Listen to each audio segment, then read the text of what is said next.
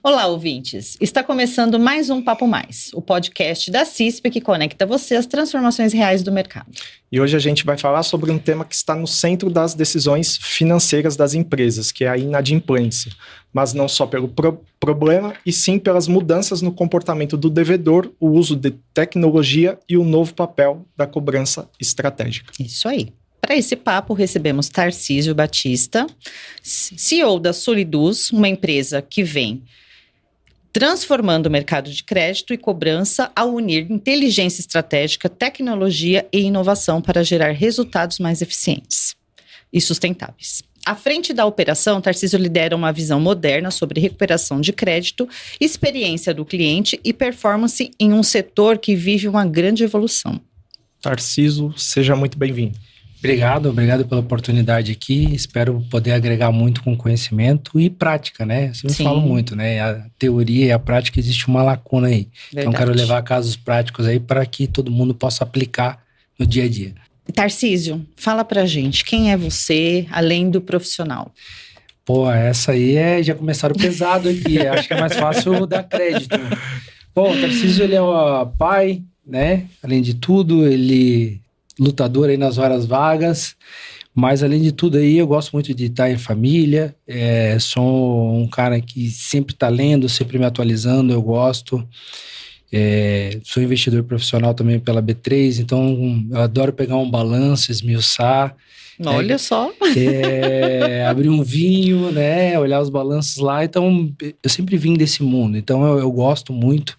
O Tarcísio é um cara que gosta de estudar, está sempre evoluindo, buscando sempre estar melhor e amo ser pai, né? Amo ser pai, tenho uma filhinha aí de 11 anos. Acho que isso resume bem quem é o Tarcísio. Eu pensei que ele ia falar que ele tinha uma filhinha de 3 anos. Não, fui cedo. Tarcísio, já que a gente começou pesado, vamos continuar nessa linha, né? Qual foi o maior desafio da sua trajetória profissional? Acho que o maior desafio, com certeza, para mim, foi empreender, né? O Brasil, ele é um país complexo para um empreendedor. Muito. E empreender em serviço é complexo. Empreender no serviço de inadimplência no Brasil mais ainda é muito complexo. Mas eu vinha de uma posição contrária. Então, eu passei por fundo de investimento, que é a FDIC, e também fui gerente financeiro. Isso me deu uma bagagem muito boa de pensar como o meu cliente. Né? O que eu buscava como gerente financeiro quando eu ia prestar serviço. Então, empreender para mim foi acho assim, um desafio com certeza maior, mas eu acho que o mais gratificante até aqui tem sido uma história linda aí, tenho muito orgulho disso, de ver o meu trabalho também gerando emprego e renda para outras famílias e podendo mudar o Brasil, né? Legal, muito bom isso daí. E em que momento você percebeu que você precisava empreender? Eu vou dizer que eu queria contar uma história linda, assim, de empreendedorismo, né? Que eu sonhei, e aí as coisas apareceram mais... Isso, mas as coisas, elas aconteceram não da forma que eu gostaria, mas como precisava acontecer, né? Eu trabalhava num fundo de investimento que era um FDIC, e eles sentiam que o cliente não pagava eles, né? O recebível lá, porque também não recebia. Então, a inadimplência da antecipação acabava caindo sobre o FDIC, mas, na verdade, quem dava análise de crédito errado era o cliente lá na ponta. Com isso, eu falei, olha, eu já vim de cobrança, meu primeiro emprego com 16 anos foi cobrador, então eu fui cobrador B2B mesmo, lá numa empresa, 6 anos, ligando já sabia devedor, como tinha que fazer, né? Fazendo negociação de dívidas, e aí... Nesse contexto, eu falei, vamos criar uma assessoria de cobrança para os clientes lá da antecipação de recebível. Todo mundo, nenhum FDIC faz isso, vamos, né? Não só antecipar o recebível, mas vamos fazer a cobrança para ele. E vai melhorar a nossa liquidez. E aí a gente startou isso. Eles falaram, então abre essa empresa de prestação de serviço lá, se tudo der certo e tal, a gente te dá 10%. Eu me desgastei, filha pequena, falei, vamos fazer o negócio acontecer. Fui, trouxe cliente, entreguei o resultado que pediram, chegou no dia, eles falaram, olha, a empresa cresceu muito e tal, nós ia te dar um percentual, mas não vamos mais. Aí eu falei, não, tá tudo bem então, mas assim, eu não trabalho com quem eu não confio, né, porque eu me entreguei. Nisso, eu saí, pedi a conta, né, e E aí eu falei, olha, eu vou montar a empresa que eu gostaria de trabalhar agora então. Se eu criei esse negócio do zero lá e deu certo, eu vou trazer para cá, ter expertise. E graças a Deus eu tinha um nome muito forte, um nome muito respeitado dentro do vínculo de gestores financeiros, o que alavancou mais a empresa. Então, a história foi assim, né? Eu levei um chute na bunda que me empurrou para frente, vamos dizer assim, tá? Um empurrão, né? Empurrão, Exato. muito bom. Tarcísio, como que surgiu a ideia de criar a Solidus e qual dor de mercado você identificou? A dor de mercado ela é muito simples, né? A prestação de... A cobrança, a inadimplência no Brasil sempre foi um fator muito forte. Eu sempre falo que saber dar crédito e cobrar no Brasil é uma estratégia, é uma vantagem estratégica para qualquer empresa. Porque quando você vai expandir, você tem que analisar o crédito e às vezes você precisa afrouxar o crédito, mas também tem que ter uma cobrança ativa forte para não penalizar o caixa. Então, a Solidus, eu era gerente financeiro e em muitos momentos havia uma demanda maior de cobrança, né? Todos os negócios têm sazonalidades. E às vezes eu queria terceirizar, porque é difícil você contratar alguém no Contas a Receber, treinar para cobrar. A pessoa, quando fica boa, ela quer sair dali. Ela não quer ser cobradora, ela entra ali pensando, vou para Contas a Pagar, vou virar analista da controladoria, mas ela entra pela cobrança, em qualquer financeiro. Então essa dificuldade que eu tinha, e era uma área que rotacionava muito, e tinha momentos que tinha demanda que eu como gerente tinha que ligar, principalmente para os maiores casos e tudo mais. Eu queria terceirizar, mas qual era o problema de terceirizar? A cobrança externa, ela ganha no sucesso. Então ela não está preocupada como é que vai ficar a minha relação com o cliente. Ela cobrava de qualquer jeito, né? Eu brinco assim, exatamente. Tá vendo aquele carro preto ali na frente, né? Sei onde teu filho estuda. Não... Tô sendo um pouco mais dramático aqui, mas era uma cobrança agressiva. Porque ela queria receber o recebível e ganhar a comissão dela. Mas ela não estava preocupada se o meu cliente ia voltar para a jornada de compra. Se esse ponto de venda, ele ia continuar comprando da minha marca. Às vezes as empresas investem milhões em marca e na hora da cobrança estraga o relacionamento. Então eu não conseguia terceirizar, porque eu falei, olha, tudo que não é da minha alçada eu quero terceirizar. O que for estratégico é dentro de casa. O que é braçal se terceiriza. E aí... eu criei um grupo de gestores financeiros lá, onde a gente debatia, saía de trás da tela, debatia e todo mundo com a mesma dor. Todo mundo queria terceirizar, mas ninguém achava uma empresa de cobrança que não fosse agressiva, que trouxesse solução. Nisso eu identifiquei esse nicho. E quando eu saí do fundo lá, nesse mesmo grupo de gestores falou, cara, abre uma empresa que a gente te contrata.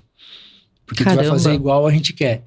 Então eu digo que não foi uma ideia só minha, mas foi de um grupo de gestores financeiros, que nós tínhamos um grupo que se reunia, local lá em Joinville, e aí surgiu a Solids. Interessante. Então ela surgiu exatamente, o plano de ação dela foram feitos pelos próprios clientes.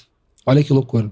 Tarcísio, como a tecnologia e a inteligência artificial estão integradas na operação hoje? Legal. Se vocês olharem nossas redes sociais, vocês vão ver que a gente falava de inteligência artificial em 2017. Não é um tema agora. Não é. Porque a gente tem... Eu falo que quando a gente fala de tecnologia, nós tivemos a bolha da .com lá nos anos 2000. Depois tivemos, né, o metaverso. Sim. Todo mundo achou que ninguém mais ia ter loja. Nós ia comprar tudo no digital, ia chegar em casa. Né, o próprio Facebook mudou para Meta.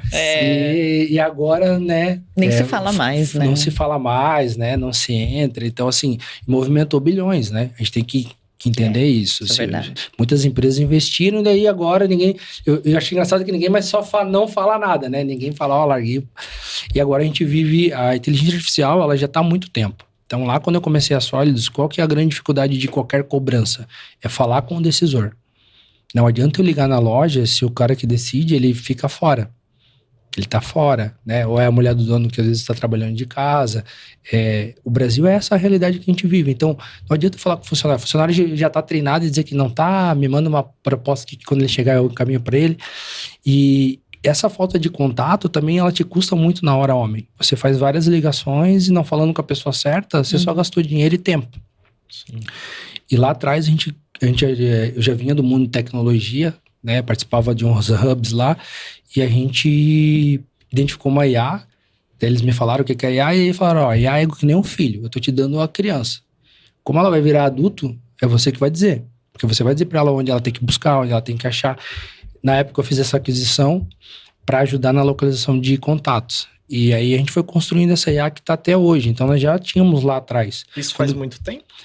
Pô, eu acho que eu vou te falar, 8 anos e meio já que a gente já vem trabalhando. Nossa Caramba. ela Já se anteciparam hoje eu não tenho bastante. ninguém fazendo pesquisa para achar devedor. Eu já consigo ver até o 3º grau de parentesco, como é que ele tá, se ele quebrar um chip, né? Ele tá devendo, esse chip aqui já me acharam. Ele quebra o chip, hoje em dia ele vai lá e compra outro. Quando ele registra na Anatel, é um banco de dados aberto. O CPF dele tá vinculado àquele número, a gente já localiza Você o contato. consegue localizar pela IA. Aí a própria IA me sinaliza o meu negociador que, ele cadastrou um novo número nesse CPF aqui. Caraca. Isso Muito me bom. ajuda a otimizar tempo e ser assertivo, né? Sim, muito. Porque a gente coloca... Então, assim, a IA é um negócio que a gente vem desenvolvendo. Não adianta você dizer que você vai comprar uma IA hoje e amanhã ela tá pronta, né? O próprio Rodolfo, a gente via conversando, ele é montar uma IA. Você vai ensinar ela, é um filho. Então, não adianta você dizer que você vai pegar hoje e amanhã ela tá pronta, não. Então... Se fala muito hoje, mas a Solids já vem muito tempo já utilizando ela. E ela foi o grande fator de eu conseguir ter margem no meu negócio, tá? Certo. Realmente. E qual foi o maior case de sucesso até agora? Seria a IA ou alguma outra coisa? Acho que a IA, ela vem apoiando muito. No começo era pesquisa, hoje ela já faz alguns atendimentos. Então, vou trazer a Vigor Alimentos. Tem títulos de R$50 porque é compra recorrente pelo vencimento. Então, isso nos ajuda muito a falar com esse cliente. Mas aí eu pergunto para vocês, alguém de vocês gosta de falar com robô? Ou IA? Não. Depende. Não. Tem que Sim, ser, a gente tem que se ser sente muito, meio... Né, digite ou... Às vezes eu preciso explicar pra pessoa o que eu quero. Eu não A IA tem que consigo, ser aí bem eu não objetiva, entendi. né? Esse dia eu precisei falar um negócio lá com o banco, daí ficou, por mais que ela tava respondendo ali, eu quero explicar, eu quero alguém que faça uma análise. Exatamente. Porque a gente tem a sensação que a gente tá dando informação, mas não tá recebendo nada, então. É isso aí. Hoje a gente tem uma IA que o cliente quase não percebe que ele tá falando com o atendente ou não, porque hoje a maioria das negociações, ela acontecem via WhatsApp, né? Sim. Quando alguém liga, a gente fala, me manda um WhatsApp, né? Não vou atender. Às vezes a gente até pode atender, Sim. mas a gente não quer. Sim. E a cobrança, ela não é diferente. Então, hoje a gente tem... Quando a própria ela identifica, pelas respostas do devedor, a nossa, qual é o grau de estresse que ele está tendo. Se aumenta o estresse, ela já cai no atendimento humano. Então, eu falo assim, a IA, ela veio para possibilitar o humano a ser mais produtivo. Ela não vai trocar o ser humano. Mas ela possibilita hoje de o meu negociador não ter que ficar pesquisando um contato e já ter o contato efetivo. Ela possibilita que esse cara já está negociando ali com a IA, não fechou, vai para o humano. E a Isso pessoa... é automático. Automático. E a pessoa consegue identificar que ela saiu de uma IA para ir para um humano? Porque continua a mesma conversa. Muito Só bom, que o meu operador já vem na tela lá, ele lê toda já lê a a conversa. e continua dali onde estava. Porque aí precisa dessa sensibilidade humana. Exato. Sabe? É isso que eu fiquei curiosa. Porque você tá Exatamente. falando com a IA de repente. Isso faz- A sensibilidade da IA para perceber que ela precisa passar pro humano. E tu pensa assim, isso é Impressionante. treinado, tá, gente? Isso é treinado. Isso é assim, por que o cliente por que ele começou a conversar e não fechou o acordo, né? Ela Então, precisa ter essa inteligência também. ela precisa ter lá, tipo, nossa, muito caro. Ela já vai vendo o nível de agressividade. E qual é a tua proposta? Então, ela é treinada para ouvir a proposta também e ver se está dentro do que a gente tem com o cliente, credor, se a gente pode aceitar. Então, ela tem margens que ela trabalha ali. Mas parece complexo, mas isso é estudado. Então, a gente vai ver, aqui tem que ir para o humano. A gente já notou que daqui para frente ele não fecha acordo. E aí, você trabalha a programação e dados. Dados até onde foi, até onde não foi. Então, eu acho que esse é um grande case. E eu acho que o outro grande case, assim, é a relação que eu tenho com os colaboradores, assim, a paixão que eu tenho por eles, o engajamento que eles têm comigo. Gente, eu sento na operação, eu sento do lado da pessoa que está cobrando, né, o resultado não está vindo, não adianta eu olhar, né? Hoje a gente brinca, eu falo que alguns CEOs, eles ficam com telas, o analista de crédito, ele fica com telas cheio de dados, cheio de indicador. Aí parece um painel de avião. Mas e aí? Eu não preciso de tanto indicador, senão cada um aponta para um lado e eu vou para onde? Eu preciso de 3 que me direcionem muito bem, 3 bem escolhidos, que eu saiba qual é a direção eu vou seguir. Então, essa proximidade com as pessoas e a tecnologia, e conseguir unir a tecnologia para potencializar o ser humano, acho que isso foi o grande case que a gente tem hoje para apresentar. Nossa, E que a gente vem trazendo para o mercado. parabéns. Bacana. Liderança humanizada, a gente Exato. falou sobre isso no outro Falamos em outro podcast. podcast, exatamente. E qual que é o próximo passo estratégico da Solidus? Legal, a gente vai virar um banco, a gente tende a virar um banco agora. Nós temos um conselheiro que é o Marcos Manhães. Marco Manhães é cofundador, né, do Grupo Soma. Então ele tem marcas como Farm, Animale. Depois a Soma acabou se fundindo com a Hering, né, e agora é a Asas, né. Então juntou lá com a Arezzo. O Marcos foi CFO por muito tempo. Ele faz parte de um conselho administrativo da Solids, né. E ele vem junto agora conosco, juntamente com outro conselheiro nosso, Fernão, que também é um executivo bem conhecido, e a gente juntos aí, 3, vamos abrir esse banco. Esse banco é justamente para trazer, hoje a gente já tem um fund que faz isso, mas eu vou tentar explicar para vocês aqui de uma maneira simples.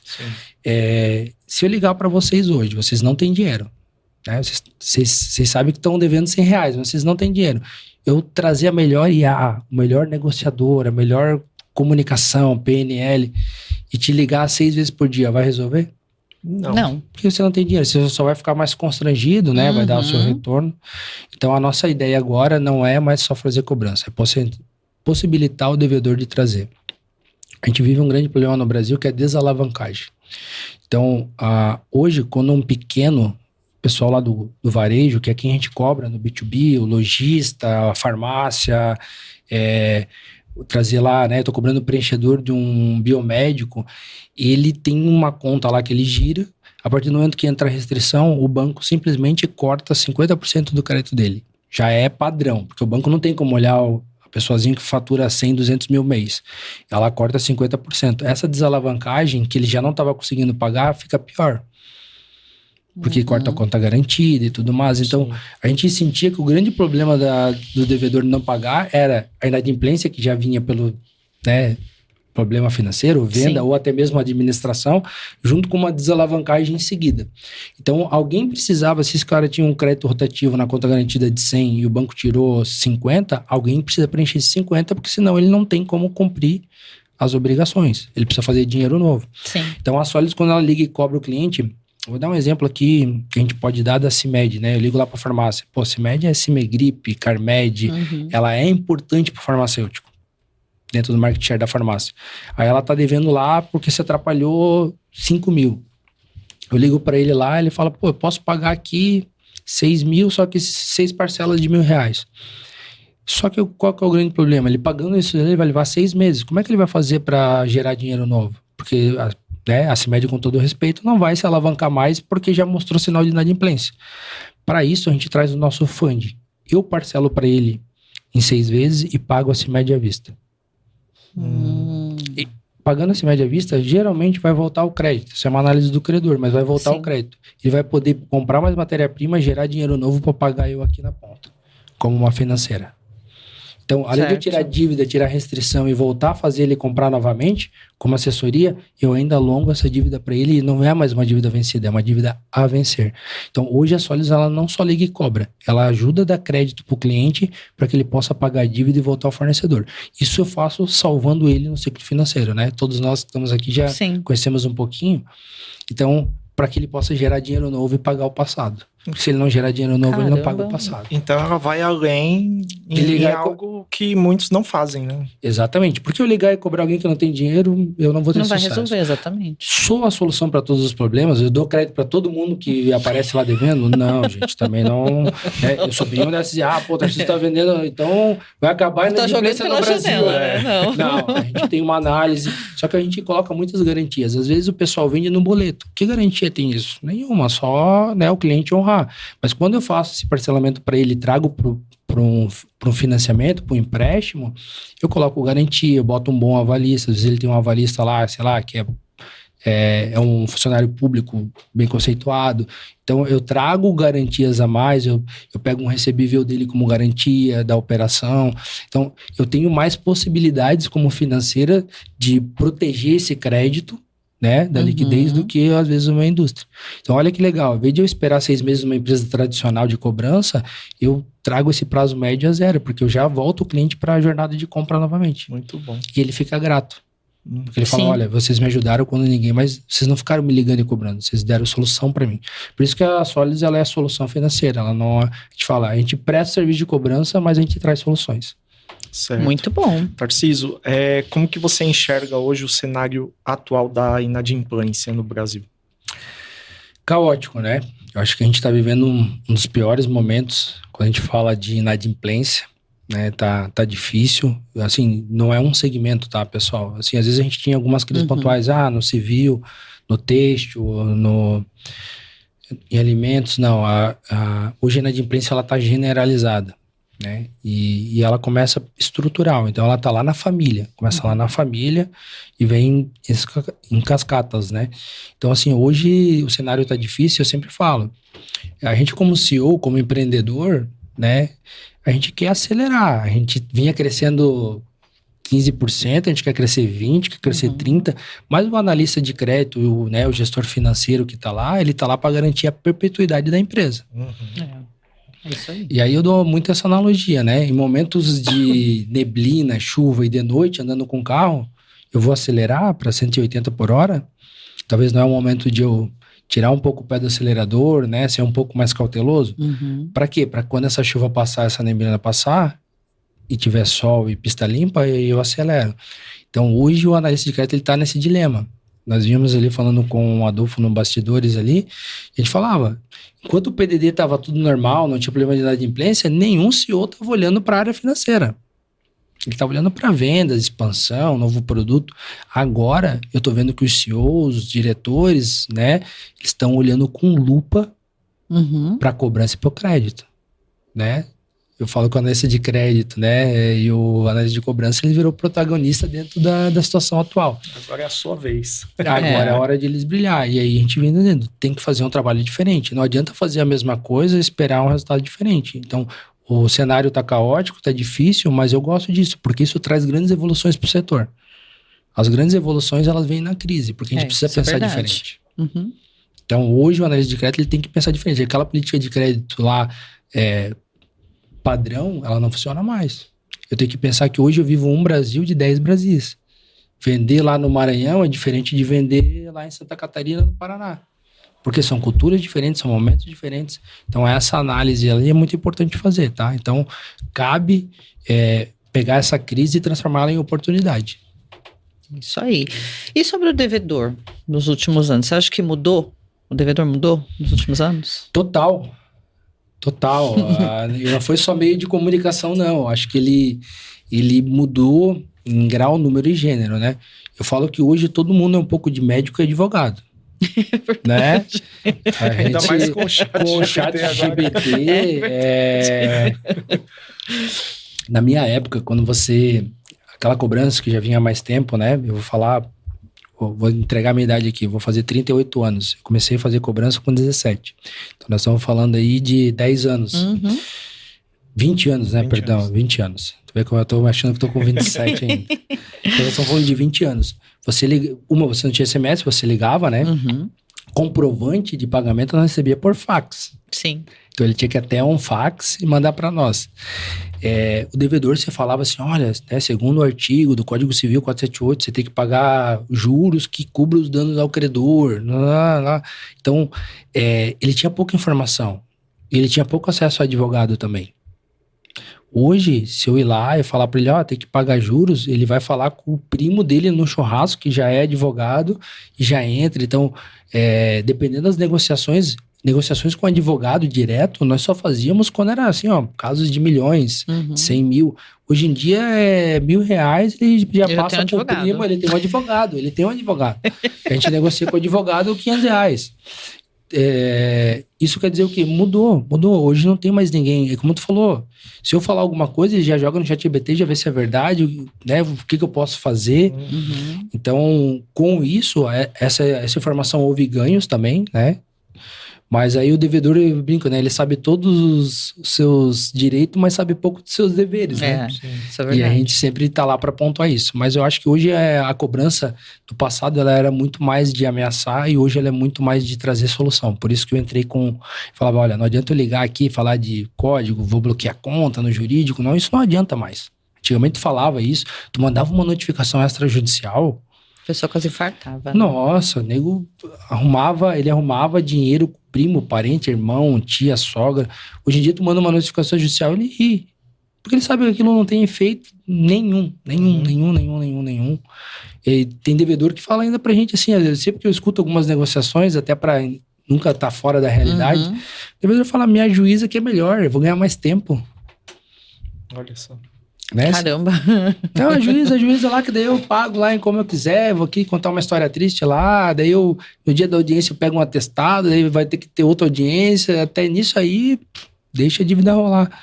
E você acha que hoje em dia é mais difícil cobrar ou negociar? Eu acho que o mais difícil é cobrar, e hoje você tem que vir para a linha de negociar. Então, assim, quando você fala assim, pô, é difícil cobrar no Brasil? Mas é difícil porque ele não tem liquidez. Quando a maior sacada da Sólidos que ela teve nos últimos 4 anos, que quando a gente entrou com o fundo para emprestar dinheiro, que me chamaram de louco, né? Eu resolvo o problema dele. Tu concorda comigo? Eu resolvo o problema dele. Tanto de fornecimento, porque ele vai poder voltar a comprar, como de alongar a dívida, que é o que ele precisa naquele momento de dificuldade. Então, quando eu deixo de cobrar, que é aquela coisa tem que pagar, e começo a negociar, trazendo solução para ele, esse cara ele tá com uma venda nos olhos, cheio de problema. Verdade. E aí, É por isso que você tá levando mais um problema pra ele. Né? Eu tô lá, eu sou mais um, né? Porque eu brinco, o devedor que tá com problema, ele tá com problema em casa. Ele já não consegue dar pizza pro filho no final de semana, ele tá frustrado. Então, eu digo, hoje, os nossos negociadores falam, vocês têm que ser um pouco psicólogo, escuta um pouco ele. Esse cara tá cheio de problema. Mas ele só quer ser ouvido. É verdade. Então, a cobrança humanizada funciona? Total. Ou ela é só um discurso? Ela funciona e tem que ser feito. Esse negócio de só IA vai cobrar e vai acabar a cobrança, isso eu não acredito. Porque a gente que tá lá na ponta, o devedor às vezes ele só quer ser ouvido, sabia? Às vezes ele paga à vista. É o caso que a gente tava falando, né? É legal ligar e aí você diz, se você quer falar com fulano, aperta 1. Fala com ciclano, aperta 2. Não, eu quero explicar o que... Eu quero falar com alguém. E a gente tá cada vez mais carente de falar com alguém. É verdade. Eu falo que tem coisas lá que a gente faz treinamento de programação neurolinguística com todos os colaboradores que entram, tá? E a gente fala assim, hoje a gente tá num mundo tão digital, tão lá, que às vezes a pessoa só quer desabafar. Quando você escuta, ela acha você tão legal que ela te dá um jeito de te pagar, sabia? É verdade. Então, são coisas que às vezes a pessoa fala de IA. Eu acho que IA é interessante, tem que ter, mas essa sensibilidade de humano para humano, ela é inevitável e principalmente numa situação delicada. Eu sempre falo, a cobrança, ela pode romper a relação com o teu cliente, mas como ela pode fortalecer. Quando alguém te ajuda no momento de dificuldade, você nunca vai esquecer disso. Marca. Verdade. Então, e a Sólidos, ela tem sido isso. Tem clientes lá, contar uns cases legais, representante sempre conta cobrar o cliente, né? Não cobra o meu cliente, não, ele tá devendo, mas deixa ele lá. Eles são contra a cobrança e são 2 vezes contra a assessoria de cobrança, né? Que é quem presta serviço de cobrança.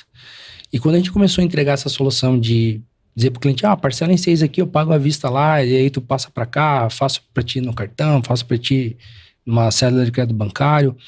E ele, que legal, as outras empresas não faziam isso. E a gente começou a fazer isso. O representante de outras empresas que passavam lá dizia assim, a gente não vendeu aqui para ele, porque ele tá pagando parcelado, mas a outra empresa lá financiou para ele e ainda pagava. Daí todo mundo financiava, mentira. Aí foram pesquisar, já teve concorrentes, nossos clientes que me ligaram dizendo, olha, a gente quer fechar com vocês porque o concorrente X está vendendo e eu não tô vendendo porque eu não tenho vocês. Porque vocês estão financiando lá para ele. Tá vendo? Aí começa boca a boca, né? A forma que vocês sanam o problema, né? Trazem a solução, não fica só nisso, né? Vocês fidelizam o cliente. Exato. Tem cliente que, vamos lá, o devedor só vem para mim, a régua de cobrança lá do meu cliente é 30 dias. Então, ele fica 30 dias interno cobrando, depois de 30 dias ele manda para mim. E eu tenho clientes que me mandam com 2 dias. Que é a terceirização mesmo, 5 dias, 7 dias. Tem esse caso desses clientes que ele vem com 30, eu vou lá, financio para ele e volta. Daqui a pouco ele fica inadimplente de novo. É natural no Brasil isso acontecer. Aí tá a cobrança interna lá ligando para ele, dizendo, e tal, tem que pagar. Isso é a cobrança do meu cliente mesmo. Ele fala, não tem como mandar eu lá para aquela assessoria lá, que daí eu já consigo fazer um negócio com eles lá, fica bom, eu consigo dar uma alongada. Eu falo, que quebra de paradigma, né? Antes o devedor, eles falavam, se tu não me pagar, eu vou mandar para assessoria, né? Sim. Então, hoje o devedor pedir para ir para lá, manda para lá, porque lá é mais fácil, aqui vocês parcelam, mas daí não parcelam muito. Caramba. E tal. Então, isso começou a difundir, e a gente fala muito, a Sólidos tem um comercial no Brasil inteiro. A gente tem empresas como CIMED, Puma, Vigor Alimentos, né? Posso dizer Café Três Corações, o Votorantim, várias empresas grandes que a gente atende e com comercial, porque foi muito QI, foi atendendo, né? E a gente foi escalando o negócio. Certo. Tarcísio, o que você acha que define uma régua de cobrança eficiente? Ela é muito volátil, porque assim, a régua de cobrança ela tem que ser feita dependendo da cultura. Porque você tem cultura de representante, você tem cultura de cliente, você tem cultura de mercado e até mesmo CEO. Mas eu vou te falar assim, hoje o que é mais efetivo? Antigamente eu falo que o PDD, ele era 180 dias. Então depois de 180 dias eu falava, olha, esse cara não vai mais me pagar mesmo, ele é um PDD. Hoje, no cenário atual que a gente está, eu falo que o PDD é 60 dias. Se esse cliente não te pagou em 60 dias, ele já venceu 2 parcelas, o que deixa o problema maior. Uhum. E tu concorda comigo que se em 60 dias ele não precisou do teu produto, no mundo que a gente não tem grandes estoques, ninguém tem grandes estoques, ou ele tá comprando de outro, faz sentido. ou o teu produto não é mais importante para ele. Uhum. Ele já aprendeu a rodar o negócio dele sem o teu produto. O que é 2 vezes perigoso. Se você também não é mais importante para ele, Também tu não vai te não é pagar. a prioridade de pagamento dele. Aí tem que rever, né? Então eu falo assim, ó, não deixa o teu cliente não sentir falta de você. Uhum. Então eu digo que os 30 primeiros dias eles têm que ser muito intensificados. Muito. Né? Quem chega primeiro, recebe primeiro. A cobrança é uma isso é verdade, a eu gente sempre ouve falo, muito isso. se tivesse um delta, como tem delta de risco de ações, que a gente calcula lá como investidor, se tivesse um delta de recuperação de cobrança, esse delta, o maior multiplicador fator potencial seria tempo. Eu vejo que as empresas elas perdem muito tempo tentando fazer interno, mas sem uma efetividade. Pô, os primeiros 7 dias são importantes. Daí eu faço uma ligação, daí nem consegui falar com ele, deixo um recado com a funcionária. Uhum. Eu perdi os 7 melhores primeiros dias de recuperação. Porque esse cliente... Você já chegou outro na frente que teve a oportunidade de falar? Chegou, falou lá, ele tava com dinheiro, pagou e, pô, ficou vocês. E às vezes ele tá com a tua mercadoria ainda, então ele não sentiu falta. Então a gente fala assim, ó, uma regra eficiente hoje, eu acho assim, pra acionar bem, porque a gente sabe que os recursos são escassos, seriam fazer de 0 a 15 dias interno, mas com bastante ligações, 2 a 3 vezes na semana, e depois já contratar uma empresa terceirizada, desde que essa empresa tenha uma política bem clara de acionamento, que ela não seja agressiva com o devedor, que não mande uma notificação judicial com 20 dias, igual às vezes a gente pega no mercado aí.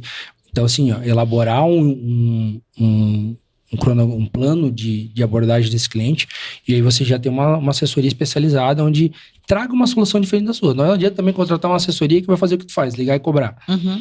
Então, eu acho uma assessoria, mas assim, ó, esses 0 a 30 dias tem que passar pelo meu time e já por uma assessoria, para que eu possa ter efetividade. Então, hoje a régua de cobrança que a gente vê que são melhores são essas aí, que com 7, 15 dias já estão terceirizando. Às vezes eu recebo um devedor lá, gente, vou pegar no texto, né? Às vezes eu tenho lá 2 credores e o mesmo lojista. Tem empresa que me manda com 7 dias, eu consigo cobrar com 15, 20 e já liquido o título. Tem empresa que me manda com 45 dias, eu não consigo mais cobrar o devedor, o mesmo devedor. Nossa. Caramba. Ele fala, não, já paguei o outro lá, tô rodando com aquele lá. E daí tu fala assim, pô, a mesma assessoria, uma ela tem êxito, a outra não. Porque ele passou 45 dias, ele tá comprando de outro. Ó, eu entendi, a outra lá eu vou pagar, tá tudo certo, mas essa aqui agora não é minha prioridade. Devo e não nego, pago quando puder. Essa empresa não é mais minha prioridade. E aí a gente tenta trazer ele, mas assim, tu entende que tô cobrando a mesma pessoa pela mesma empresa, sucessos diferentes. Olha como o fator tempo é mais importante. É mais importante. Do que como você tá fazendo. Verdade. Sim. Faz sentido. Tarcísio, como que surgiu o encontro de gestores financeiros e o que torna ele diferente dos outros eventos? Legal. Eu, quando era gestor financeiro, eu falava que a gente sai de um fechamento entre outro. Né? A gente nunca tem tempo para fazer nada. E eu sentava, meu time financeiro ficava do lado do time comercial. E o time comercial saía para evento, e saía lá para trocar, e voltava com insights. E a gente saía num fechamento entrando em outro. Aí eu comecei a ter algumas dificuldades. Pô, eu queria implantar isso. Será que alguma empresa não implantou isso? Eu sempre falo que o sucesso deixa rastro. Então, às vezes, eu não preciso passar por todo um problema de implantação. Eu estava tentando fazer um câmbio.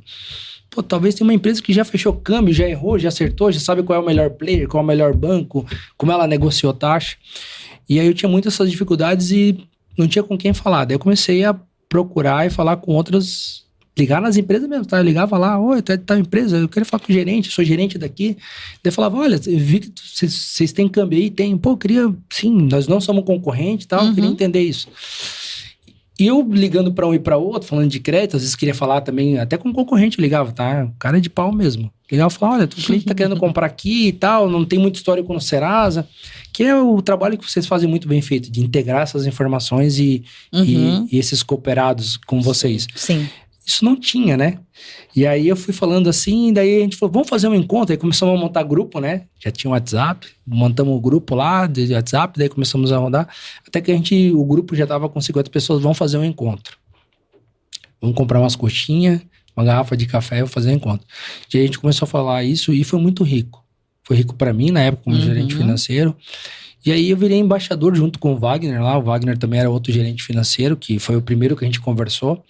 E a gente foi criando esse grupo e muitas dúvidas o pessoal jogava ali. Às vezes uma informação ou outra de mercado, de cliente. E isso foi ganhando uma proporção muito grande. Quando eu vim para Sólidos, a gente nunca quis colocar dentro do grupo propaganda. Sabe? Tem que botar aqui, daí tem que vender X produto. Eu nunca gostei de ir em evento que tenta te vender alguma coisa. Falei, não, esse grupo aqui ele foi criado para difundir, melhorar o mercado, compartilhar boas práticas. E aí o grupo foi subindo. Quando veio a Sólidos, eu falei, a Sólidos é patrocinadora porque alguém tem que pagar a estrutura, trazer pessoas, organizar. Porque daí já começou a sair de 10 para 50, para 60 pessoas, né? Em São Paulo aqui eu acho que a gente chegou a 100. Então, e aí a Sólidos entrou como patrocinadora, mas a gente não vende muito, tem lá, a gente fala um pouquinho o que é a Sólidos, mas não tem venda.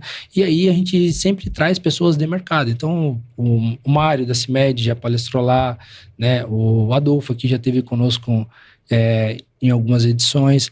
E aí a gente traz pessoal de mercado para trocar com o mercado. Então esse grupo nasceu assim, continua sendo assim, não pode propaganda no WhatsApp. Eu sou CEO da Sólidos, eu não boto propaganda da Sólidos lá dentro, porque eu falo que lá eu sou gestor financeiro. Assim, eu falo que hoje eu tô CEO numa empresa de cobrança, mas eu continuo sendo um gestor financeiro lá e trocando muita ideia. Então, e hoje a gente tá com mais de 500 pessoas no Brasil inteiro. Caramba, assim. Que legal. E a própria Sólidos fomenta, porque eu fecho o contrato, vou falando com eles, vou te colocar num grupo aqui que troca ideia.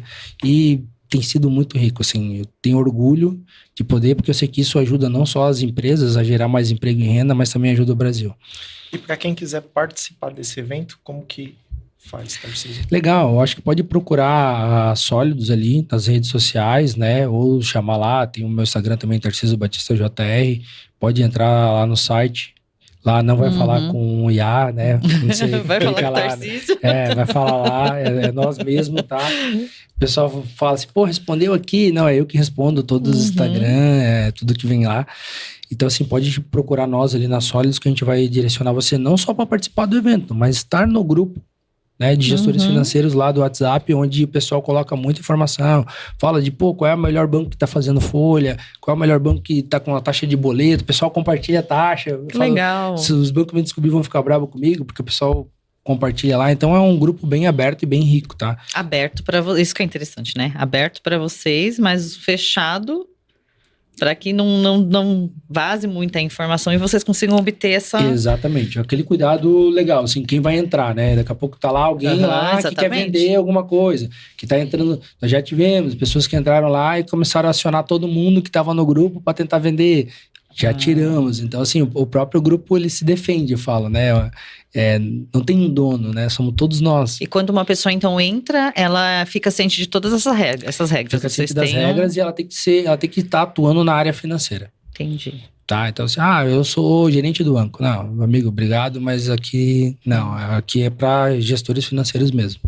Legal. Certo. E para uma última pergunta, se você tivesse... que deixar uma mensagem para os gestores financeiros do Brasil hoje, qual que seria?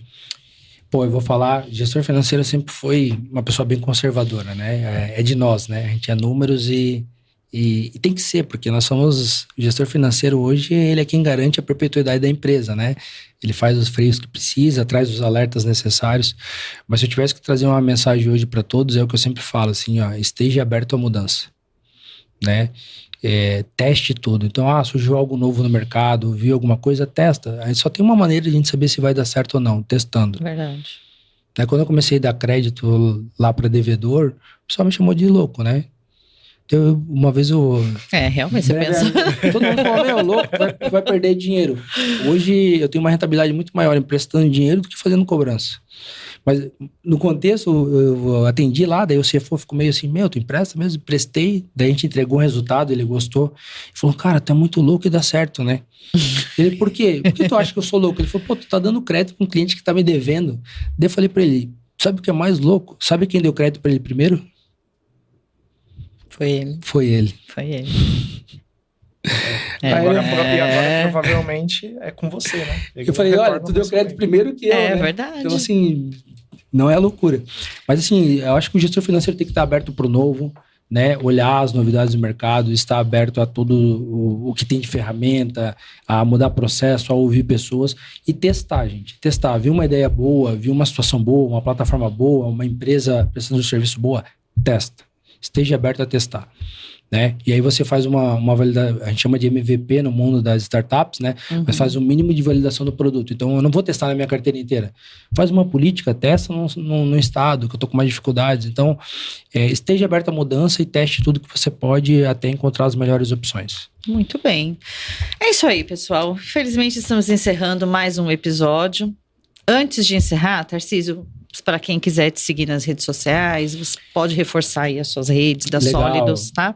Pode seguir a Sólidos lá, é @SólidosOficial. E também tem o meu Instagram lá, @TarcísioBatistaJR, né? O meu Instagram é mais meu, então vai ter eu lutando, eu sendo executivo, eu em cada momento da vida lá. Mas a Sólidos, ela posta bastante conteúdo, né? Sobre inadimplência, sobre dados, economia. Então, @SólidosOficial lá, você vai estar sempre a par de tudo que acontece no mundo de crédito e cobrança aí. Com certeza vai ser rico para vocês também.